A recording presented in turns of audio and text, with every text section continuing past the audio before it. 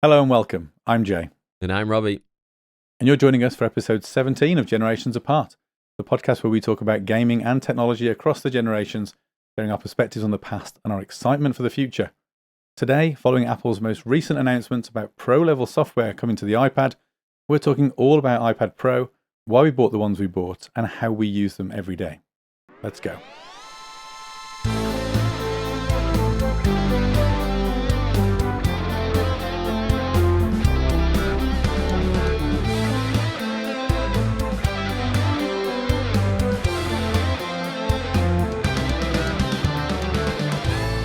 Before we get into that though, Robbie, what's piqued your interest this week? So this week there's been some exciting news, leaks from the Google space, and I know we did an episode a few episodes ago around folding phones. Google had just had some leaks around their upcoming Pixel Fold, which is the latest in the folding phone space, and it's actually really high quality renders that were leaked. I think it's from their marketing material, in fact, that this was leaked. And it looks really quite good. For anyone who's watching on YouTube, you can see it up on screen, but I'll include the link in the description. But in terms of the competition out there, you're looking at Samsung, and you're looking at a few of the others that are out there. I'm struggling to remember the ones. There's the Motorola Razr and a few of the others. But this one's it's a fold device, so it folds from a normal phone size out into like a bigger book or tablet size. And it looks quite good. Looks very Google. It looks short instead of the tall form factor that you get on the Samsung one. But yeah, I love folding phones. I think they're a really cool idea. At some point, I will be buying a folding phone. But this is Google just releasing theirs. Well, having theirs leaked at least. No, it's really interesting. I mean, I won't be buying a folding phone until it has an Apple. Especially from Google. Yeah, purely because, as we've said before, I'm well and truly stuck in my ecosystem. But it's interesting that we've now got, I guess, another hardware manufacturer entering the game. I also saw recently the announcement about Google's more competitively priced tablet. Have you seen that? I have, yeah, and you can dock it on a smart I was speaker. semi-impressed with that. Yeah, like I've got to be honest, there was part of me that thought I could probably justify needing one of those. And it wasn't so much the tablet, it was the fact that it docks and becomes kind of a home hub. And a tablet. Like, that was what appealed to me, and I thought that was quite an interesting, compelling, kind of multifunctional tool. I did like the idea of that. It's a good idea. Yeah, no, I haven't seen the folding phone. Yeah. The specs I think are yet to come out. There's some dimensions that have come out with it, but it's a bit shorter, I think, than a lot of the other folding phones. So 5.5 inch screen, I think, is on the front. But then it folds out into, if I can find the stats. That's quite sensible, though, because I think one of the things that I found a little bit bemusing is, I guess the whole point of a folding phone is that it's compact until you need it to be not compact. Yeah. And the Samsung device, if you're not including the Flip, whatever that one's called, they are, like you said, standard sort of smartphone size, and then they double to be even bigger, almost competing with the tablet space. Whereas I think what would be more appealing to me would be something smaller in form factor that took up less space, but then could fold out into something that was, larger. And so you think about the iPhone Pro Plus, is that right? I get confused. The Plus.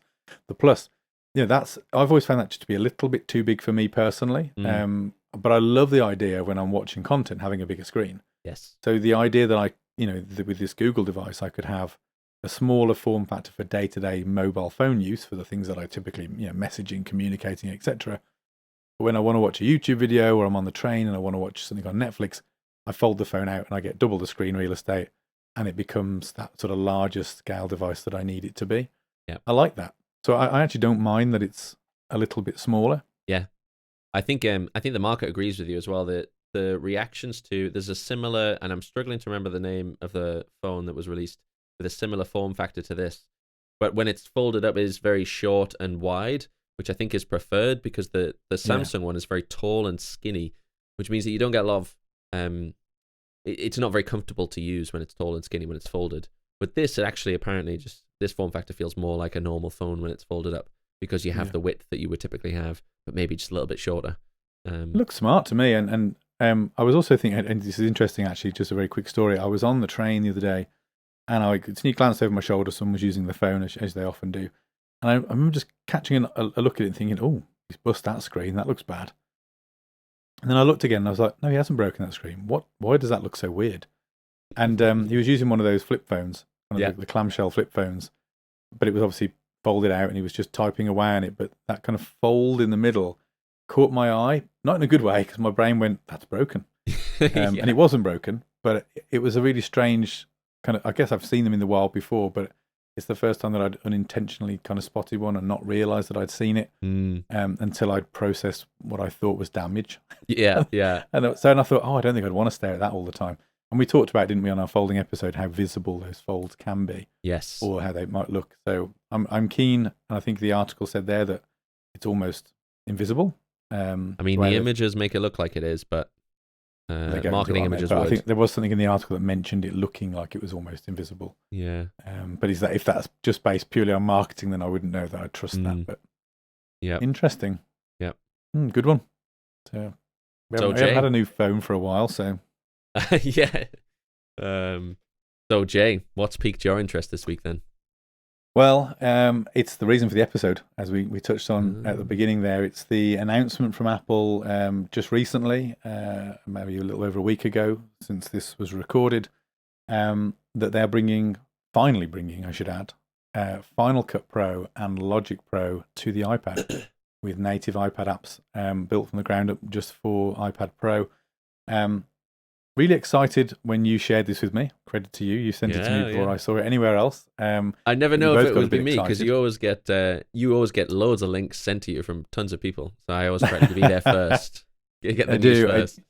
I do, and I'll be honest. I saw it everywhere on Twitter within hours that followed you sending it. So I would absolutely have seen it, but I credit you got there first. And I was really excited by this actually because Final Cut, as we'll talk about later on, has been my video editing tool of choice for quite a while. I've tried other tools and never really gotten on with them.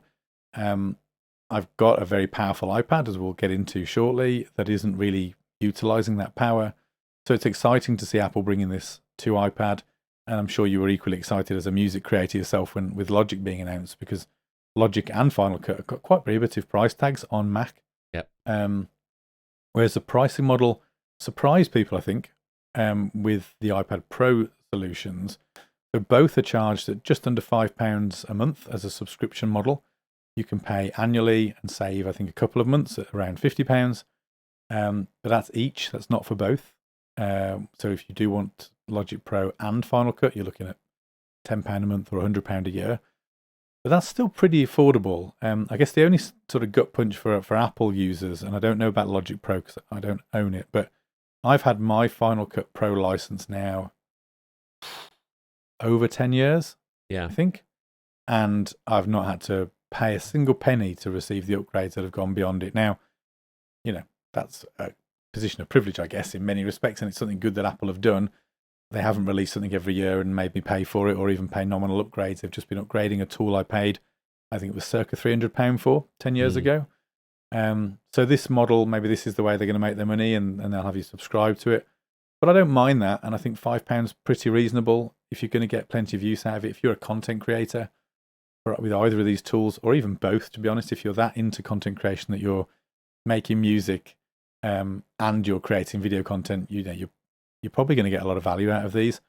And what I'm interested in, which we don't know much about from the article, but there are some hints at it in the videos, and this is specifically Final Cut. But there's footage showing that people drawing directly onto their video and using the Apple Pencil and creating animations or visual interest and annotation just using the Apple Pencil. Yeah. That's really interesting to me. I'm really keen to see how that might change your workflow, whether you can use that to kind of remove objects or to better track objects. Having something like a stylus that you can literally draw onto the screen with is very different to what you can achieve with mouse and keyboard. So I'm quite excited to see how it differs. I'm hoping it's got all the usual features. I saw a similar thing for the Logic Pro as well, where you could draw, like, say, the velocity curve on a MIDI file, or draw some notes on a MIDI file or something like that, where you could do it in a bit more visual way. So they really have. It's not just the desktop version that they've ported over. They've really made it specific for iPad, making use of the interface, the touch interface, and the pen and everything. It's really exciting. It's almost as if this announcement was made for us too. I know. I mean, one for me, one and for even you. for those watching on YouTube, even the screen layout's got the right device by the right face. It does.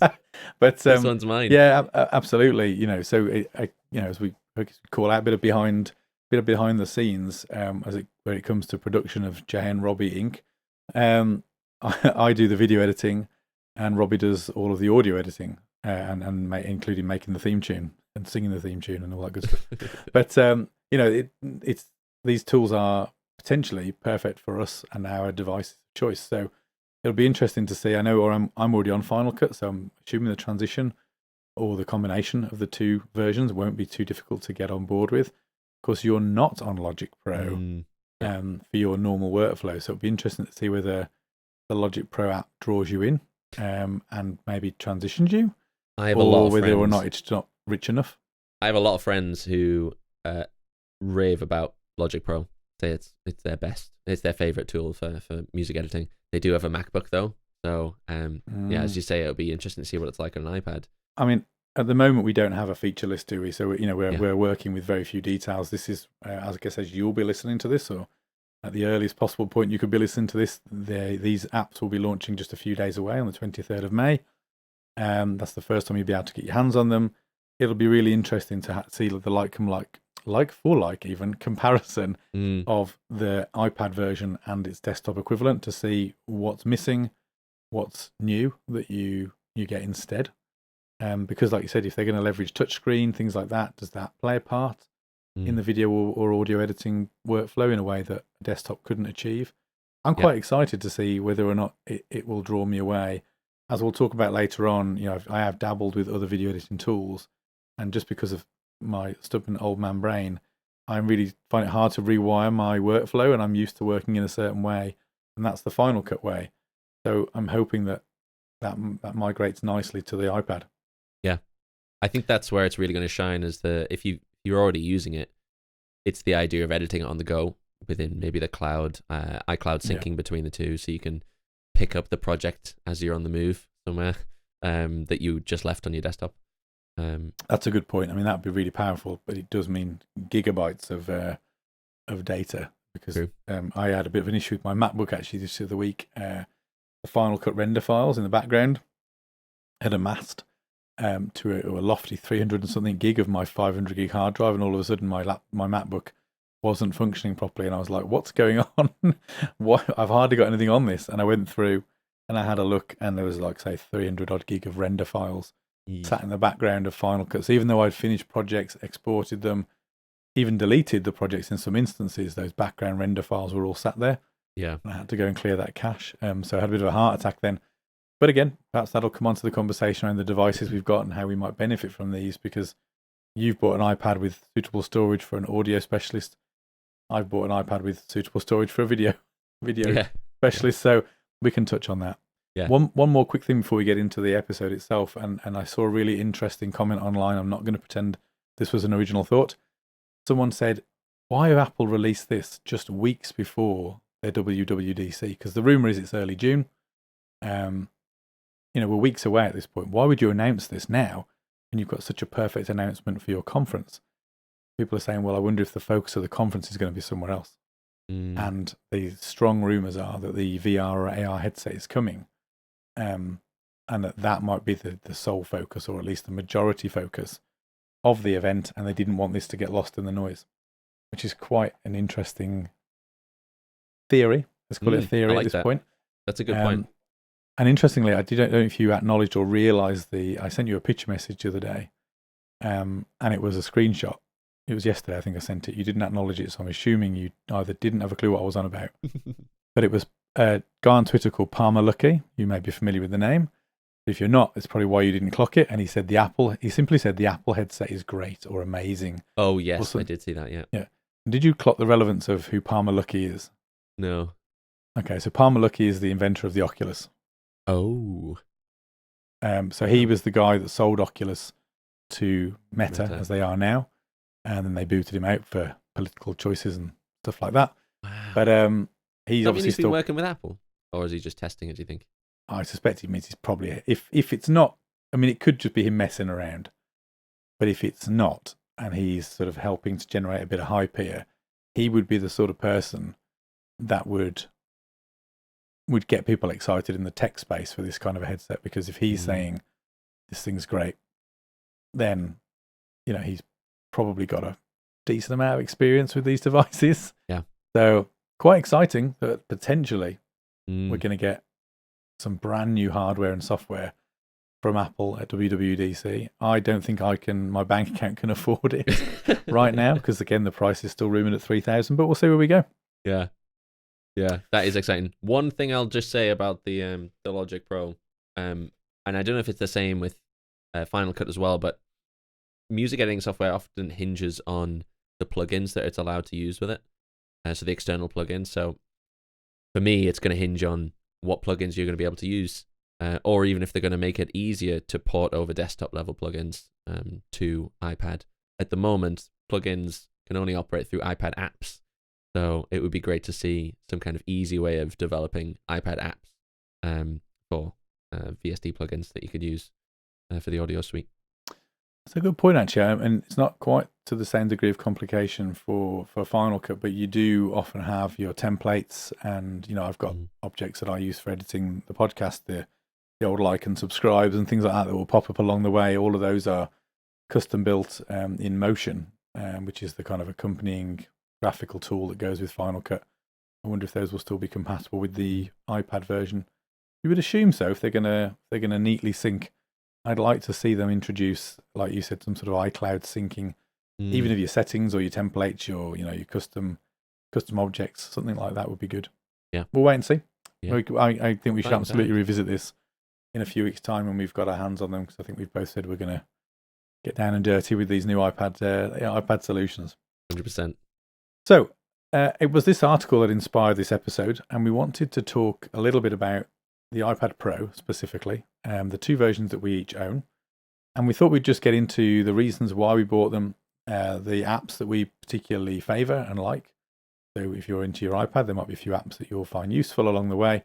And then just at the very end, we want to close out with a discussion around where we think the iPad is going, and what Apple might be doing with it in the future, the good and the bad. But let's start, Robbie.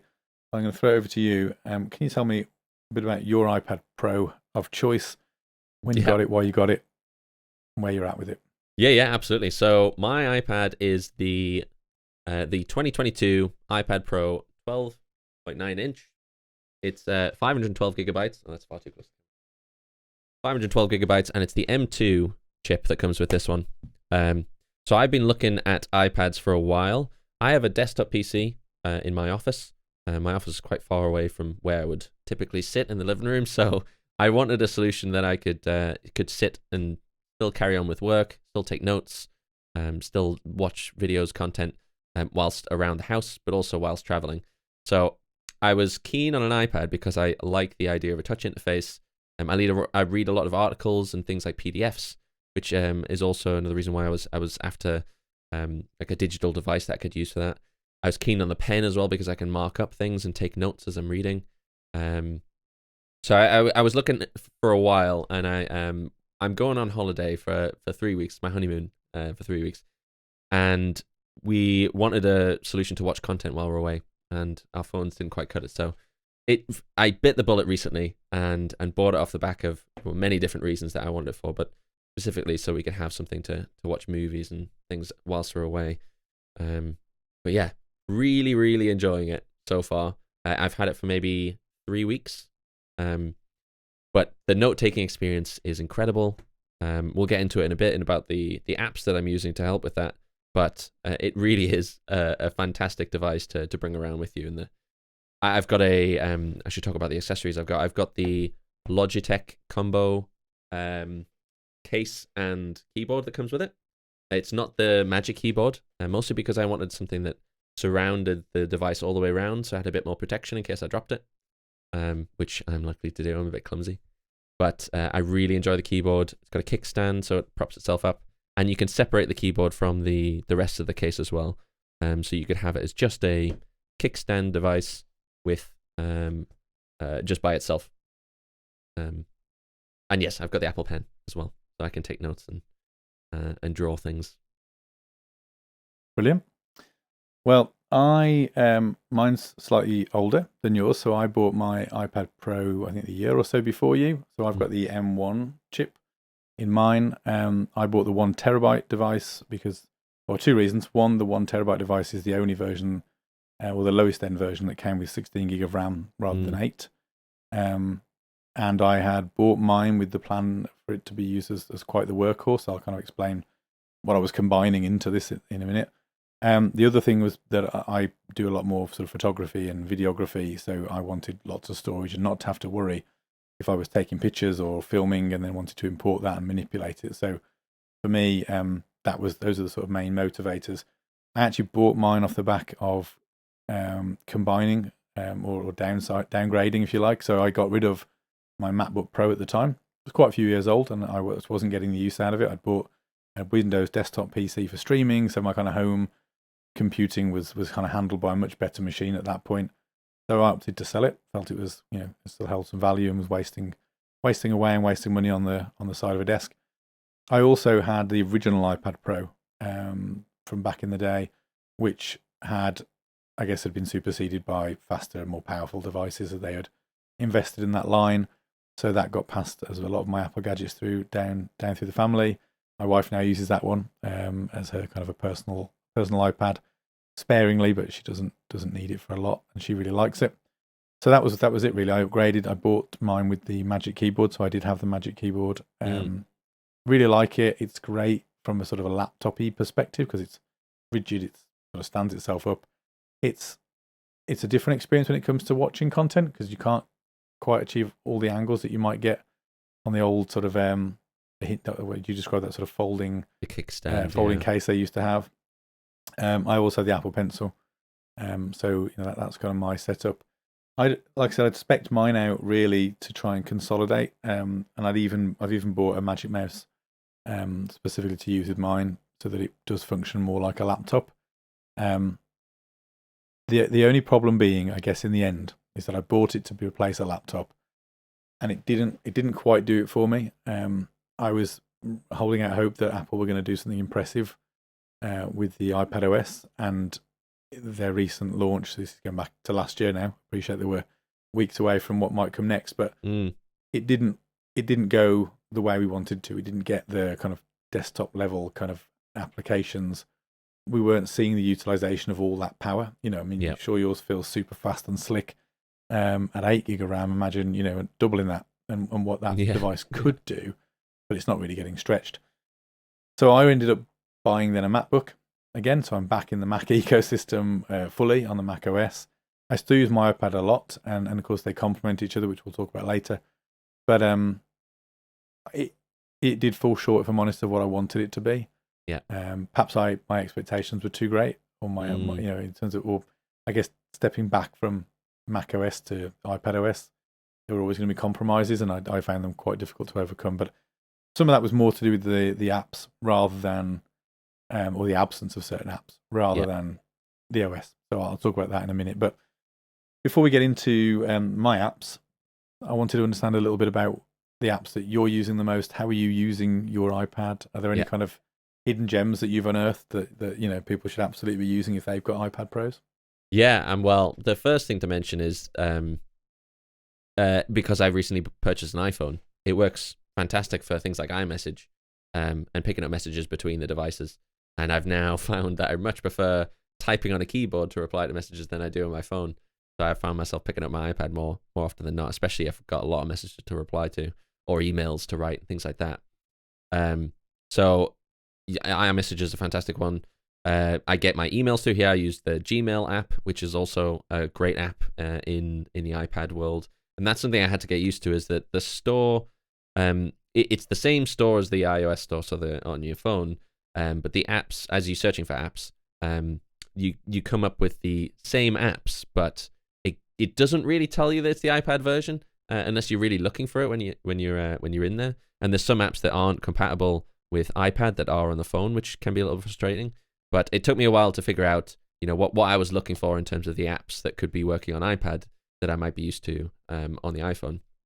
But so iMessage I've mentioned. In terms of writing tools, I started using this as my dedicated notepad. I used to write quite a lot on a paper notepad, but I was conscious of using quite a lot of paper, but also I wanted to sync my notes to somewhere where it would be infinitely searchable. Whereas once I'm finished with a notepad, it gets lost and I'll never look at it again.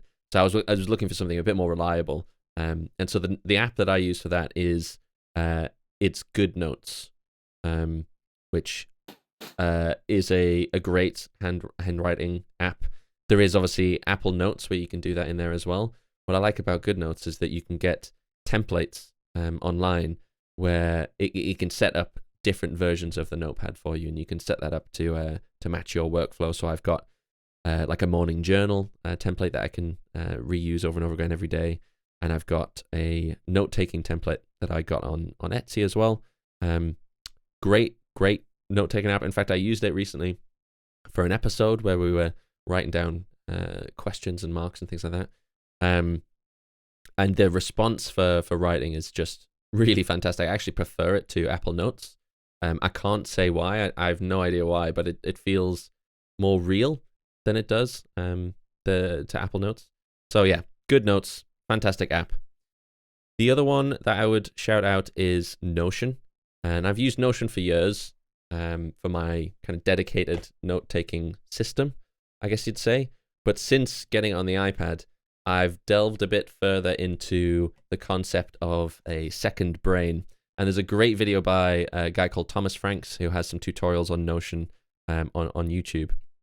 I'll link it below as well, where you basically build a system to track all of your notes and documents that you'd ever want to track. And it's called the Para system. You track it in projects, areas, resources, and archive. And everything you note should be in one of these systems. But I basically built this in Notion using the relational database system in there. And it sounds overly complicated, but honestly, it's absolutely life-changing having that kind of organizational structure around everything. Everything becomes infinitely searchable, and you can just find anything at a drop of a hat. So really great for note-taking. And Notion, it couldn't be, I can't imagine it's possible with every app, but because Notion has the relational database functionality, it's amazing. And it's fantastic on iPad. It's just like the desktop version. So I use that all of the time. This is why it takes me so long to get the edits and stuff back for you when we're trying to get this podcast out in a week. Because you're all building bloody relational databases in Notion. Exactly it. I'll send you the template. I'm telling you, it'll change your life. It sounds really interesting. So we do have very different use cases, I think, for our iPads. So I'm not going to blow anyone away here with some of the choices. I mean, there might be some useful recommendations, but I'm not going to be digging into the deepest corners of the App Store. A few obvious ones for me. So I talked about kind of video and photography. So Lightroom is a big one for me when it comes to editing pictures.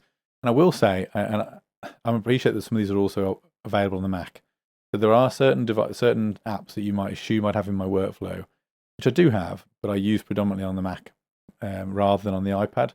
So Lightroom is available on Mac, but I prefer it on the iPad because the interaction with the pencil just gives you much more kind of control. And it feels more intimate with the pictures. That sounds a bit weird, but it feels more involved. Whereas Photoshop, which can be part of that kind of workflow, I don't like as much on the iPad. I tend to use it more on the Mac. That's partly because that's where I learned it, and I think I'm just more used to the interface, and I can get around it more quickly and get done the things that I need to get done. Whereas if I took the time probably to retrain myself, I could probably get some value out of the Photoshop on iPad. I mentioned video editing earlier, and when I gave the MacBook up and I went iPad and desktop, I first of all tried to train myself on Premiere Pro. Excuse me. I was making good progress, but I still just couldn't get sort of as slick with it or as quick with it at the time as I was with Final Cut. And to be honest, I wasn't using or doing a lot of video editing at the time, so it was infrequent use. When I was coming to it, I was finding it tricky. Excuse me. Whereas on the iPad, I did find an app called Luma Fusion, which is about £20. So, I guess for an app that's quite expensive, but in the grand scheme of things, for a full sort of powered editor, it's really not. And by all accounts, it's a great app. So I don't want anyone to go away thinking that it's not worth your investment. I have just struggled to get to grips with it. Again, the interface, the workflow, it's a little different to what I'm used to with Final Cut. So I just haven't spent the time or had the opportunity to properly invest in learning it. But it gets rave reviews, and if you're looking for an affordable video editor and you're prepared to learn it, or maybe you don't know any editors at the moment and you're starting from scratch, and iPad's what you've got, Luma Fusion, by all accounts, a very good tool. I have used it, got a couple of videos out of it, but just can't get a huge number. And I can't work as quickly as I do with Final Cut. And for anyone who does this kind of work knows, it's hours worth of investment sometimes editing these kind of content. So anything that gets you through that more quickly and in a slicker way, without the frustration, you're going to drive towards. So I'm really excited for Final Cut on the iPad because I can take those skills that I've already got and hopefully translate them to a device that I can take more easily on the go. Or well, not that my MacBook's overly, or not portable, but you get the idea. One app you might not have heard of, which is a little bit more unique, is called Nomad 3D. Nomad 3D is it's a bit like Blender in many respects. So it's like a 3D sculpting tool. I like the interface. It works nicely on an iPad. It feels good with the pencil. And the touch interface works really well for kind of sculpting in 3D space. Excuse me for anyone listening. I've got a bit of a raspy throat today, and I apologise. I'm sure Robbie will do a great job of editing out the coughs, but there'll be weird silences along the way.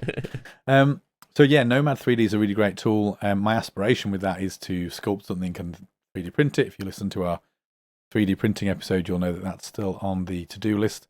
So I've only used it sparingly just to start to learn it, but it runs well. It's got to be making use of the hardware because running 3D sculpting is not something that's quick and easy. That does require some serious horsepower. I don't know when you get really into it with a really complex sculpt how it copes. Might be absolutely fine. It might struggle a little bit. I don't know. But I really like that. Otherwise, I guess I have much more boring and traditional uses. So a whole load of streaming services, YouTube, Netflix, and so on. Heavy use of those, shamefully. Those are like their predominant use. You mentioned messages and that sort of synchronization between devices is great. A little bit of Excel works quite nicely for Excel. Oh, yeah. Like so we're really sad we manage our household finances through an Excel spreadsheet. I'm just exactly always the same, been so. that way, and I guess I've always just kept it for many years now. I've had that. I should probably translate it into something new and more modern, but it's just where it's always been, and it does the job. So that sits in OneDrive, and I can obviously access that anywhere I go, but it most commonly comes out on the iPad. It's convenient when me and my wife are discussing bills or whatever, something exciting, really mundane. Yeah, but that's it really. I think, I've got a number of work tools on there, things like Teams, things like that work nicely. Yeah. FaceTime's great with the way that the camera tracks you. That's quite cool. Yeah, the center stage, isn't it? Yes, yeah. But otherwise, as I say, it's sparingly. But interesting. Some of the apps you mentioned there. I'm not visually creative generally. I'm more audio based creative. But getting this iPad has made me want to try a bunch of different stuff. So because I know it can work quite well on there. So you're talking about how you used to say Final Cut and maybe desktop Photoshop and things like that. This would be my first experience, would be getting it on the iPad. So I might not have that kind of preconceptions of what it should be like. So I am actually looking forward to having a reason to try that stuff out. I'd love to have a go at video editing. I'd love to have a bit more time to do photo editing as well, especially with my iPhone having a fantastic camera and being able to share photos between the two as well. But yeah, I'll be coming from a complete beginner standpoint. So I'm not sure what to expect with the pro level app. And I should say that I guess for things like Photoshop and Lightroom, to get the best out of them, you need Adobe's Creative Cloud and a subscription. So, the minimum entry point's around £18-19 a month ish, I think. That's for the photographer's package, and then it's like 50 plus if you want all the other stuff. But there are loads of probably better or at least comparable alternatives, which will have a small price tag or will be, subscription again in their own right. I just use the Adobe stuff because I have that on my other devices. So that's kind of the suite I'm used to. For example, I know Procreate is used for a lot, and I've got Procreate on my iPad. It's a great tool. Is considered by many to be superior from an artist's perspective to tools like Photoshop or Adobe Fresco. So, there are definitely competitors out there. I mean, there's even things like, and I've got it on my list of things to buy, and I'm going to quickly check what it's called because some people might find it interesting. So there's an app that I saw recommended called Toonsquid Animation. TOONSQUID. Toonsquid Animation. And and it says it sounds, it's an animation app for sort of fairly, I guess, middle of the road animation projects. But if it's something you're interested in, it might be worth a look. Yeah, that actually sounds really fun because I saw that Procreate, because I have Procreate as well. Again, another example of, I'm not a creative type at all, but I watched a bunch of iPad drawing tutorials and I was like, I want to give that a go. So I did buy Procreate and I've been doing some like landscape drawing and stuff, trying out a few of the brushes and things, which has been really, really fun and really relaxing, which is, I need a bit more of that in my life, I think, generally. So I'll also recommend you very quickly then. So there's loads of artists who sell these, so you go where you want for them. But Jazza is a YouTuber, very popular YouTube artist that I follow. He does a brush pack. I can't remember how much it is. Loads of artists do the same, so don't just go and buy his for the sake of it. But you can get these anywhere. Most of these artists now will do brush packs that you can import into Photoshop, Procreate, and others, and it gives you a whole suite of kind of pre-configured brushes that will all act and behave in certain ways, so you can get kind of up and running with. If you're used to kind of like the physical art world, I used to be really into drawing and painting and all sorts of stuff when I was a kid, and then being able to translate that into the digital form. So having a charcoal pencil or a blending pencil or a brush, watercolor paint, or all these kind of things. They're all in the app anyway. You can configure your own, and there will be some defaults, but you can buy pre-configured packs by various artists where they've configured their favorites, and then you can buy them and get up and running. And they're great to give you like a selection of sort of curated artist tools that can get you up and running with whatever your project might be. It's that stuff that makes it feel pro level when there's pro digital artists who are creating their own brushes for Procreate, it's amazing, incredible. Really in depth, isn't it? People do just unbelievable. The reason I mention it though is because I saw that you can do basic animations, I think, on Procreate. You can, but I think as well, this Toonsquid Animation allows you to take files from Procreate that you created as well. If you've got images that you've done in Procreate, you can import them so that people are wise to which tools are making the moves in the market and they're integrating accordingly. But that one's definitely worth a look. Clever. Yeah, I did like the look of animation. I, again, wouldn't know where to start, but I'm sure there's plenty of tutorials that would be quite fun to follow online. So, any other apps that you wanted to call out at this point, Robbie, before we move on to talk a little bit about the ecosystem? There are a couple, and it's just because I also have used my iPad for practicing music, so not recording. I'm quite excited about Logic Pro coming to the iPad because I will test that out. I have a Focusrite Scarlett 4i4, which is a digital interface that translates analog audio to digital. I use it for my PC. I'm actually using it now to record this audio for the podcast. And I know you've got one as well. I think purchased it recently. I bought the 2i2 because of your recommendation. Yes. Yeah. It's great. Yeah, really great. They are really great, but they also work with iPad. So you can USB-C to USB-C to record to the iPad. And you can use it in various apps. So for me, I'm particularly interested in using it in guitar amp simulator apps. So you can plug in your guitar straight into your iPad, and you can even have the audio out straight from your interface as well.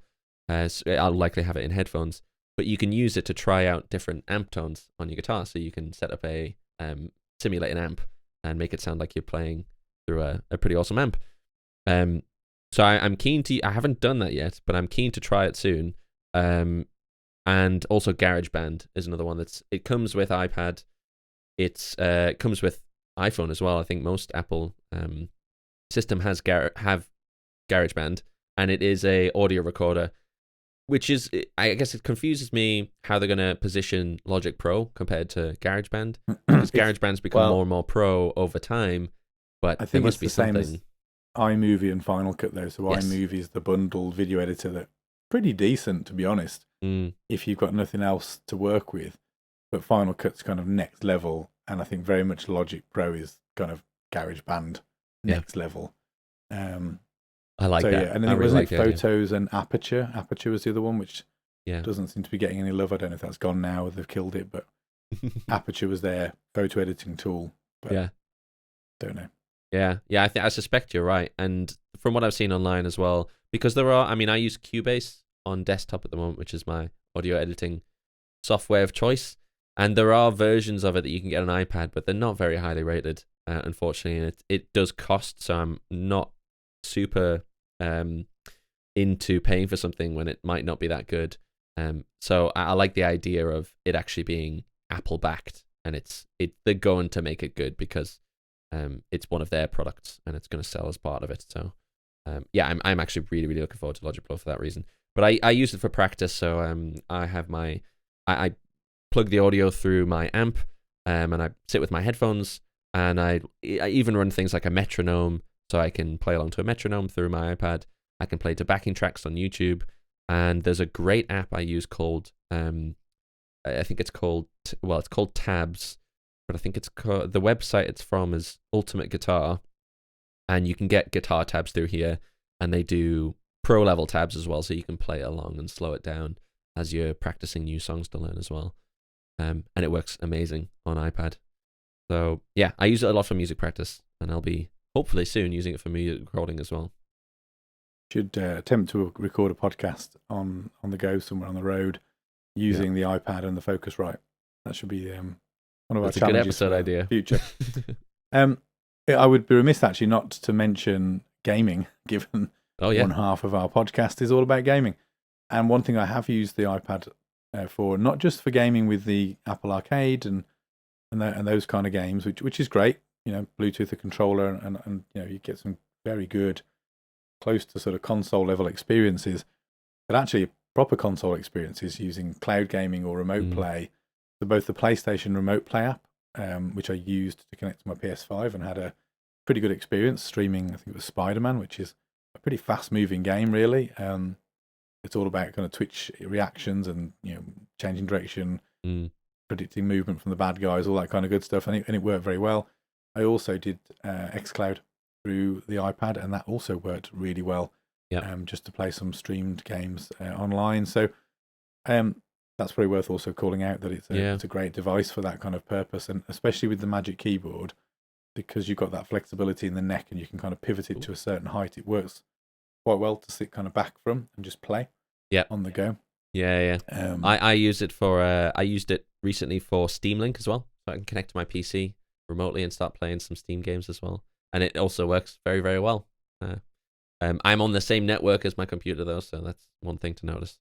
Well, with the PlayStation 5 I was the same, but xCloud was all done obviously straight from the cloud, and it worked really well, so I think it's a great use case. So I wanted to talk, before we kind of get to where this is all going, just one last, I guess, feature or use for the iPads in its ecosystem. There's a couple of different elements to the tool. First one is Sidecar, which I know you haven't experienced directly, but you've seen it in action.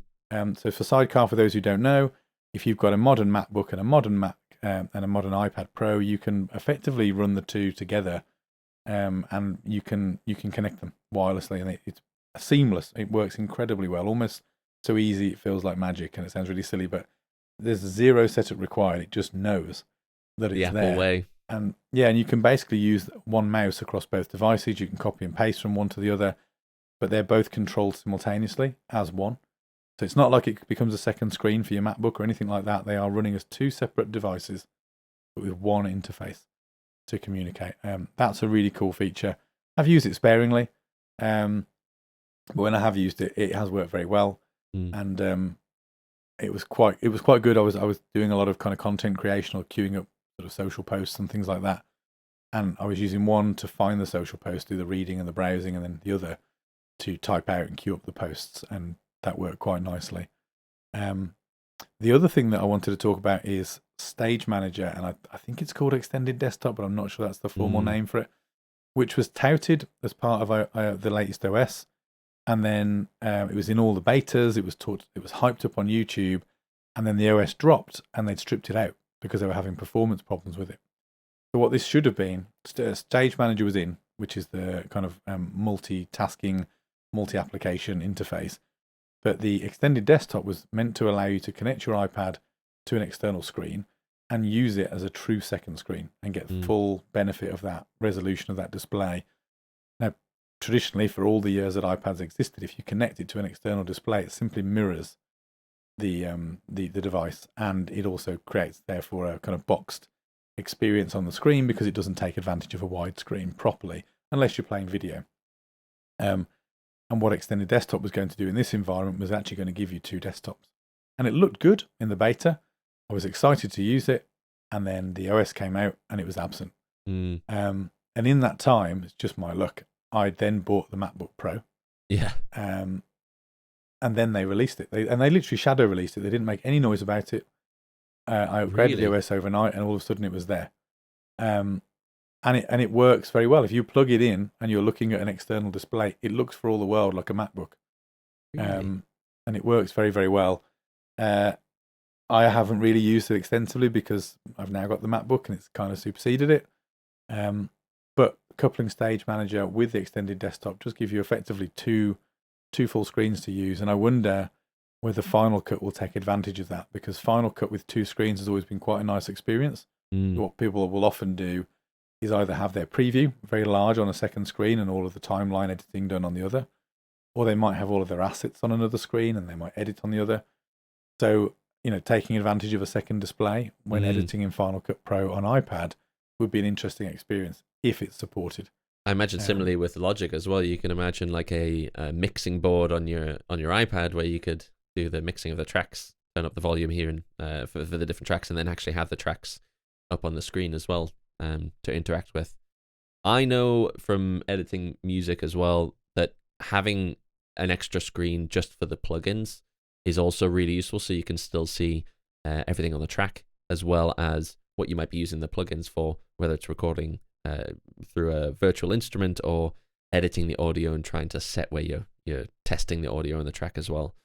Having a second screen is really, really useful for that stuff. So I can also see lots of benefit for making use of that in Logic Pro as well if they do.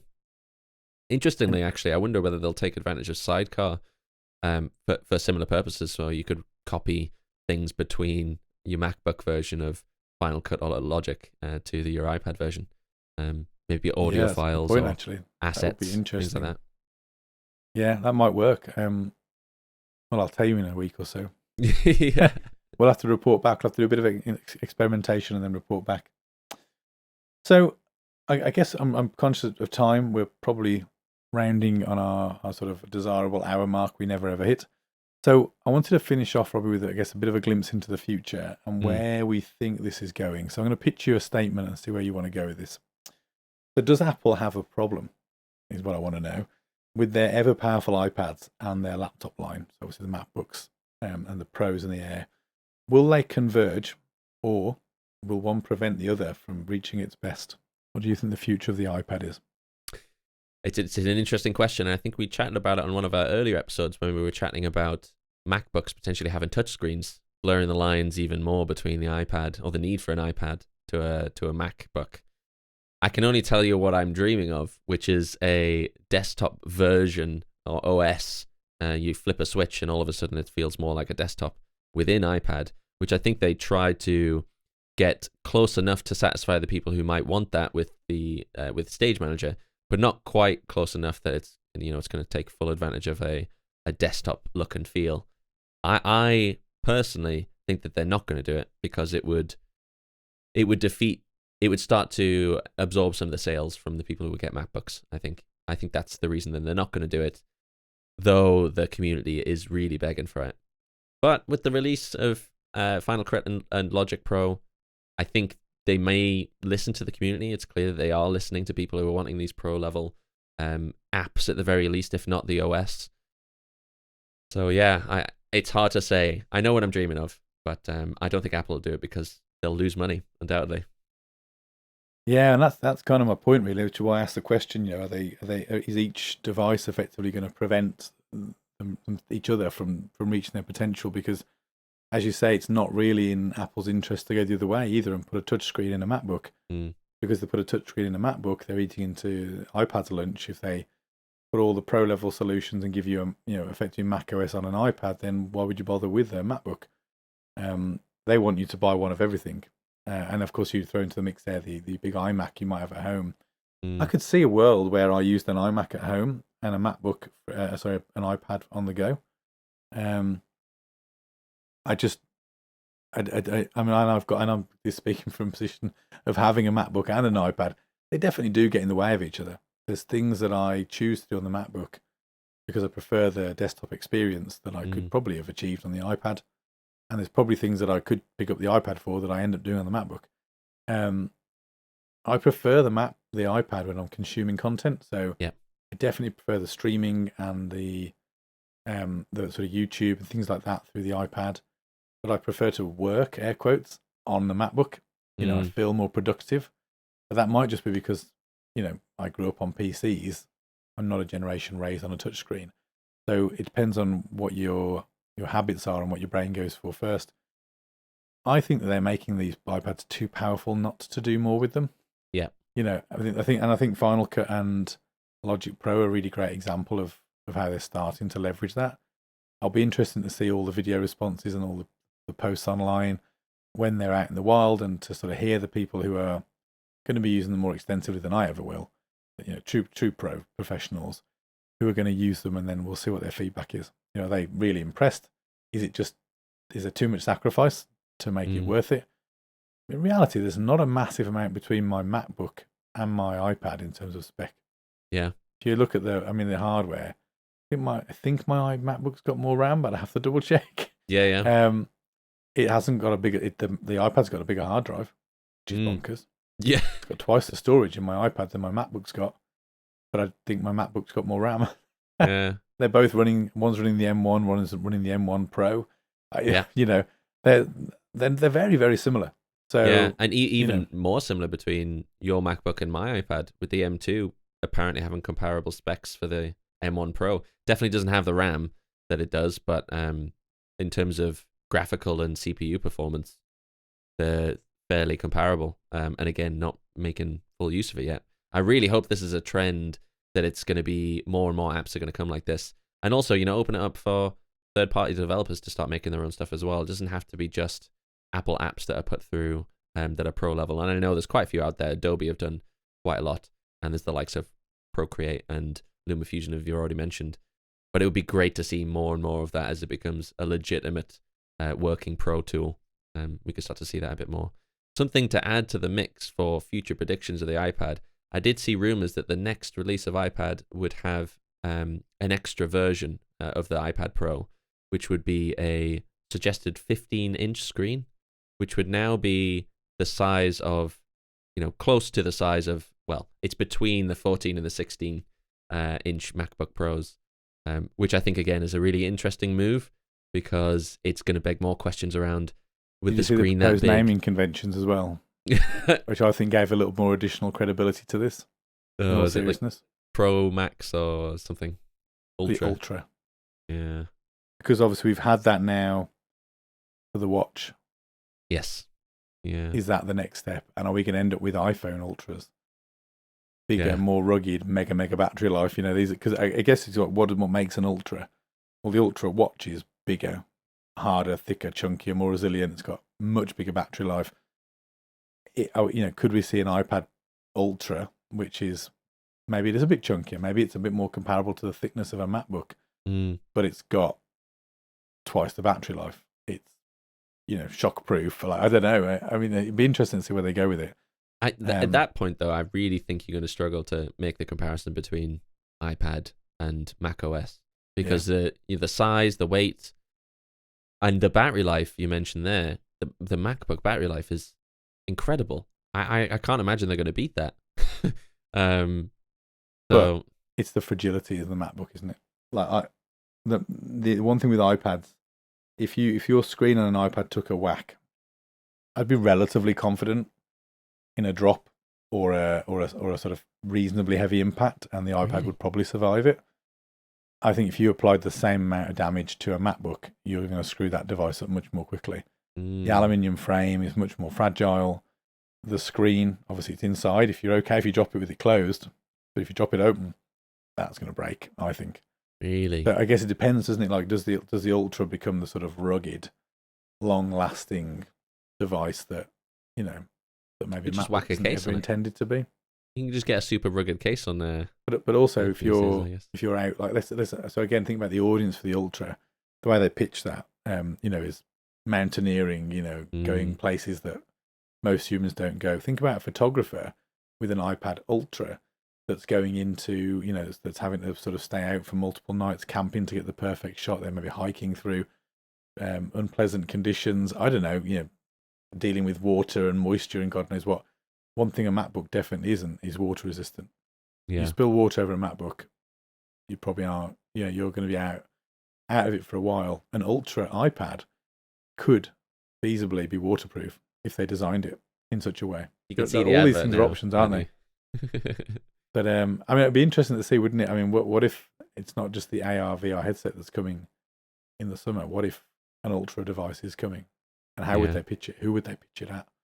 I could certainly see an audience for people who would need a device like that could go the distance. Same with the phone. It could be the new sort of the extreme. I mean, they won't be the ones that buy it. Like, I bought an Ultra watch. I'm not going scuba diving or climbing mountains or running ultra marathons. I'm very clear from the footage. If you watch me on YouTube, that is not something that I'm physically capable of. But I bought one. So just because they're pitching it a certain way doesn't mean the audience that buys it is those people. You'll get if they announce an iPad Ultra tomorrow, I'd be in serious crisis because I'll be looking at it going, I don't need it, but I need it. Yeah. Oh, good God, what do I do? So and they know that. They know there are a diehard that will buy those things because they're the top spec, they're the best thing, even if they don't need it. I didn't need the Ultra watch. I should have just bought whatever the Late 8 or whatever it is. Yeah. Should have bought one of those, but I didn't. And there's a huge audience for that. So it'll be interesting. You're right. You're absolutely right.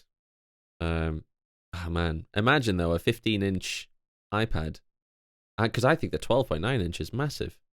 With true all day battery life, or multi-day battery life. Really heavy, heavier than I thought it would be. That's one thing to note about the iPad Pros. It's quite a heavy device, especially when you've got like a case and the keyboard and everything. I think it ends up being heavier than a MacBook for sure.